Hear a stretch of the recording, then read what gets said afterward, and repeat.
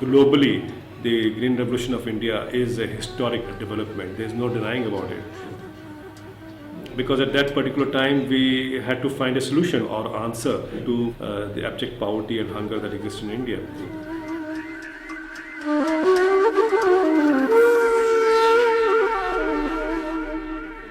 See, when the first Green Revolution happened, it happened through the public sector. So from that public sector, it has now moved on to private control. So the second Green Revolution that is coming in is coming through private control. So which means, on the one hand, we have the Indo-US Knowledge Initiative in Agriculture, which means the US and India have now signed an agreement under which the US will supply just technology to us. They are not going to collaborate.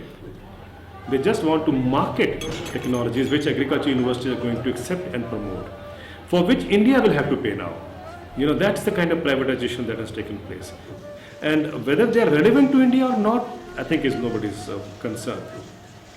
And that is why I am worried that in the days to come, Punjab will become a citadel of that kind of technological revolution which will destroy whatever remains in Punjab today.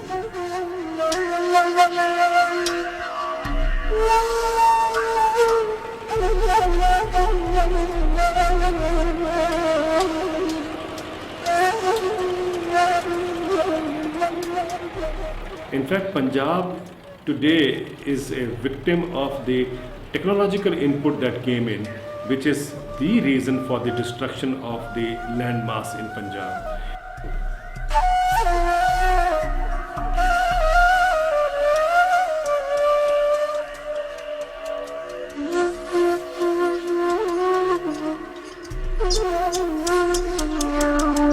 Punjab is a testament to what is going wrong, and I think there's a tremendous lessons to be drawn from Punjab. What has happened in the last 40 years now is that the natural resource base in all the areas where intensive farming is practiced in India have actually been destroyed. The soil fertility has almost come down to zero. And water table has plummeted to such a low level. In fact, it is water mining that has created the problem. And then, of course, pesticides and chemicals has contaminated not only the soil and the environment, but also the food chain. What a wonderful model of development we have created.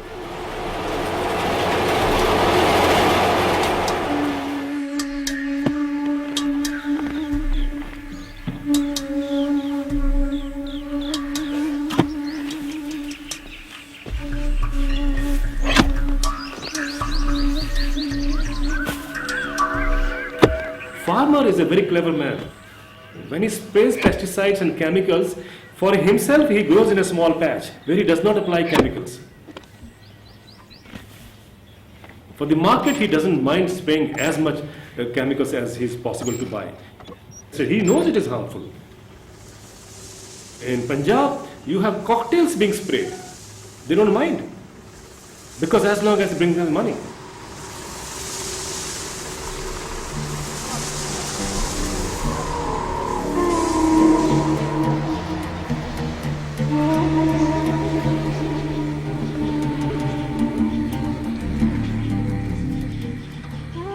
In India today, we have 600 million farmers. Every fourth farmer in the world is an Indian.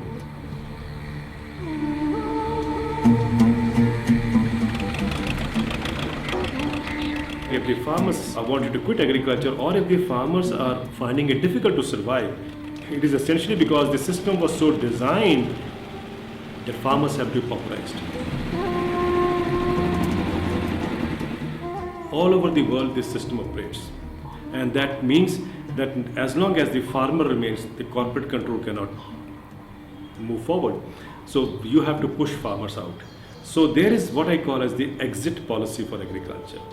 And that is what is happening, whether it is through the seed policy, whether it's through the policy of genetically modified crops, or whether through the policy of biodiversity control, or you name it. All policies are so designed that everything is now going into corporate control, or facilitates the entry of corporates.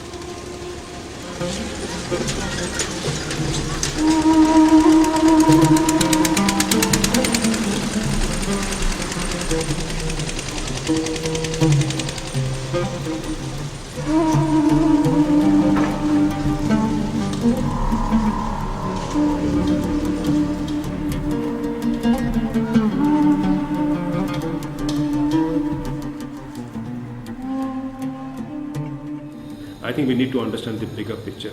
Then it becomes clear to us where is the food or the food structure, in whose hand it is going into, or who will control the future of the food. Should we go in for second green revolution? Now, is there a way out? Can we sustain our farming systems without going through all these kinds of corporate control? The answer is yes. Lots of farmers in Punjab have now begun to realize that their love affair with intensive farming is now over, and they realize the mistake that they did. And after realizing this mistake, I think there is a corrective step that is being introduced, which is to go back into the natural farming system, which can produce enough, which sustain the environment in an ecological way, and also which provide money in the hands of the farmers.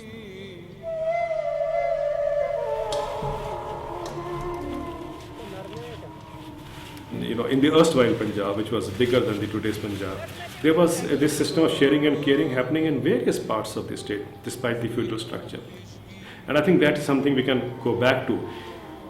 This is not to romanticize, but it means one thing, that we have to build structures where community control takes over food. And I think that is the way forward for ensuring food security. The queen